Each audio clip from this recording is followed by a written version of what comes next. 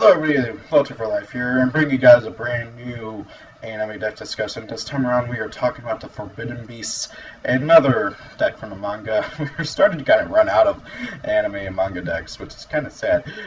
I'm going to have to start talking about Arc Feast stuff soon. So yeah, that's going to be fun. So this time around we were talking about Forbidden Beasts.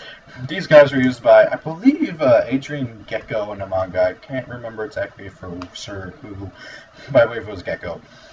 And this deck is very, very interesting in how it is used, in that, very much like Toons, it requires a continuous spell card, very specific continuous spell card, be out on the field while this card, in order for these guys to really be used effectively. But however, unlike Toons, I'd argue these things are better and they aren't even released. So let's go ahead and talk about these things. So first and foremost, the Forbidden Beast Brawn. Level 8, 2700 attack, dark fiend type. Okay, so they're all dark, but they all have different typings. While there's a face-up forbidden monster on the field, this card is unaffected by the effects of spell trap and effect monsters. Monster cards your opponent controls. So while you have this card out on field, this card's unaffected by everything. It's a Towers. Before Towers was even a thing. And it's a 2700 beat stick, which is very, very nice. And it's a level 8, so it's a trade-in target, which is hilarious. And it's a dark, so this deck can, and these guys are dark, so this deck can use both trade-in and allure. And they have another level 8, so they can use trade-in to, max, which is really, really, really good. Brawn is a really, really good monster.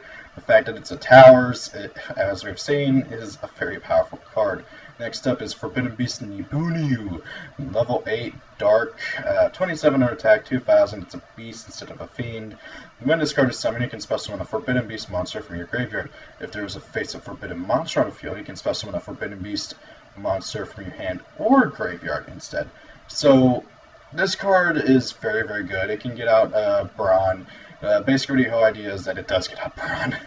Or if you summon out it, you can summon out another copy of it, and then summon out another copy of it, then summon Brawn, which is very, very potentially very, very dangerous, considering how this card could easily enable OTKs, because it can summon more copies of itself, which can summon more copies of itself, which can summon out the Towers, which is very, very dangerous. And again, this thing is a level 8 with 2700 attack power, so it's going to be able to get over a lot of things.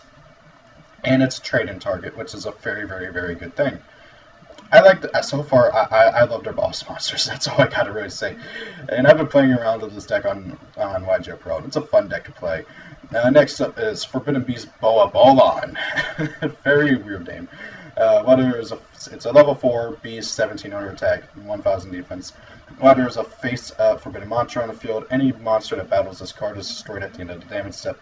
So it's kind of like a Grand Mole. Very, very nice card. 1700 attack. You can attack into a high defense monster and not take too much damage. If your opponent kills it in battle, your opponent's monster loses it as well. Goes away as well, which is very, very good. Next up is Forbidden Beast Darm Jewel. Okay, I'm probably butchering that. I don't know what is up with these names. Level 3 Reptile, Dark, 1200 attack, 1400 defense. Once per turn, if there is a face-up Forbidden monster on the field, you can target a spell trap card your opponent controls and destroy it. Really, really nice. It's a walking MST. Very, very nice card. Next up is Forbidden Beast Watsumi. Kind of looks like a scorpion with a happy face and its tongue sticking out. Level 3, so I thought it was 2 for a second there. 800 attack, 700 defense, Reptile, Dark. When this card is destroyed by battle, while there is a face-up Forbidden monster on the field, target up to 2 level 3 or lower Forbidden Beast monsters from your graveyard, return them to your hand. This card is very, very good for the reasoning that the level 2 and lowers are very, very good monsters. Up to 2 level 3 or lower Forbidden Beast. So it can even grab itself, which is a funny thing. And the level 3 or lowers are very, very good for this deck. Next up is Forbidden Beast Nunu Ryo. If there's a face-up Forbidden monster on the field, you can spell summon this card from your hand. This card is really good. It's used to summon out Piranha and Nibunu, and that's the deal of it. That's what it's used for, summon out Piranha and Nibunu. Very useful card for Tribute Fodder, and it can be recovered with Watsumu, so that's the whole point of Watsumu, is get these guys back so you can tribute some of these guys out more. Next up is Forbidden Beast Enon. When this card is sent from the field to the graveyard, add one Forbidden Mantra from your deck to your hand. If Forbidden Mantra is face up on the field, you can select Forbidden Mantra from your graveyard instead. So this card grabs Forbidden Mantra from your deck to your hand if it's sent from the field to the grave. And if you already have a Forbidden Mantra on the field, you can grab another Forbidden Mantra from your graveyard instead, which is very, very, very, very good. This card, I love this archetype. These monsters, each and every single one of them, are very, very, very good. The biggest issue I would say is that they don't have very many. I mean, they have one level 4, one level 3, 2 level 3s, one level 2, and a level 1. Their boss monsters are amazing, but the rest of their monsters are also good, but however, also vary in their effectiveness. Especially nowadays, I would love to see what Konami would do to this deck to make it better, because already they are very, very good. And their spells and traps are very good as well, so, oh dear lordy. I could, since Konami would more than likely buff this deck if it was printed, I would be scared to see what they do to this deck to make it better. Next up is the Body's Hidden Mantra. Activate only while there is Forbidden Mantra is face up on the field. Draw one card for every Forbidden Beast monster in your graveyard. What? There's no, like, once per turn or anything like that, so this deck can benefit from trading Allure of Darkness, which is at 2 right now, so you got 3 trade into Allure of Darkness. You can play 3 of this card. You get to draw 1 card for every Forbidden Beast in your graveyard, which there is 7 total, so you can draw, and by the way, it doesn't say it with different names, so if you have multiples of these, you can draw a crap ton of cards. With this deck, there is no such thing as bricking, unless you draw enough of them to draw cards, which is possible. This deck is so incredibly good. So far, that I can't express how much I like this deck. It's just so freaking good. The only issue is that their monsters, while they have good effects, aside from Bolon, like, everybody's kind of weak. And of course, Nibunu and Baran. Then we get to the card that we've been seeing everywhere, which is very, very necessary, which is Forbidden Mantra. Now, this card is a continuous spell card. While you control exactly 3 Forbidden Beast monsters and no other monsters, you can activate this card from your hand during either player's turn at any time, which is kind of stupid. While you control 5 Forbidden Beast monsters, you can activate this card directly from your deck. There can only be 1 Forbidden Mantra on the field. So if this is the mirror match, screw your opponent. Then again, all of them say that if there's just Forbidden Mantra on the field, so it even counts your opponent's cards. Very, very good spell card, personally, in my opinion.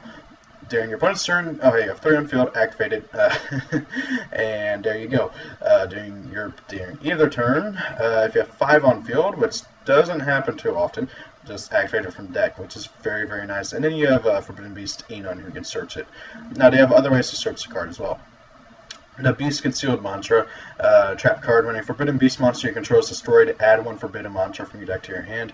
I kind of wish I could also grab it from graveyard, because this card becomes dead very quickly. I'm going to be honest.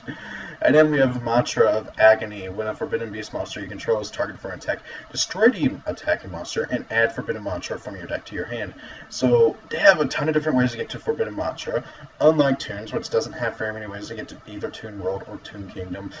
And yes, I do know Terraforming can search it out, but I'm talking about in archetype, okay? And this card has 3 different ways of getting to its spell card, and the spell card can activate itself from hand or deck. I absolutely love this deck. The support for it that we have from the manga is really, really good. It's dark, you get to use Allure, you can use Trade-In. This card is broken. I want to see this deck printed, and I would be scared to see what Konami does to make it even better. Because, let's face it, it'd be broken. Now, the biggest thing, though, is that Forbidden Mantra can be added so easily to your hand that Beast Concealed Mantra and Mantra of Agony become dead very quickly, and really start relying on Enon to get it back from your graveyard. Because Forbidden Mantra, once it gets destroyed, if you don't have any way of getting out another Forbidden Mantra, or if your opponent keeps destroying it, you're kind of screwed. So with that being said, though, I like this deck a lot. I want to see it be printed. The biggest issue I have with it is that they have 2 spells, 2 traps. They need, I would say, 2 more spells, 2 more traps, then they'd be good. and maybe one or two more monsters, like maybe some more lower level monsters that summon out more Forbidden Beasts. Like maybe a level 4 that says when this card is normal or specimen a Forbidden Beast monster from your hand. And if there's like Forbidden Monster on the field, you can summon a Forbidden Beast from your deck or graveyard. That'd be very good. That'd be very useful. Now, will Konami do that? I don't know. I don't even know if we will ever get these things. I think Konami kind of forgot about them, and as we've been seeing lately, they've only just now been remembering about some older anime and manga decks. I mean, we're finally getting the Rest of the Planet archetype, which is very, very cool. But anyways, guys, tell me what you guys think about this deck. I personally would really like to see this deck printed. Thank you all for watching. Hope you guys enjoyed the video. See you guys later. Peace out. Have a great day. And if it's your birthday, happy birthday. See you guys later. Bye.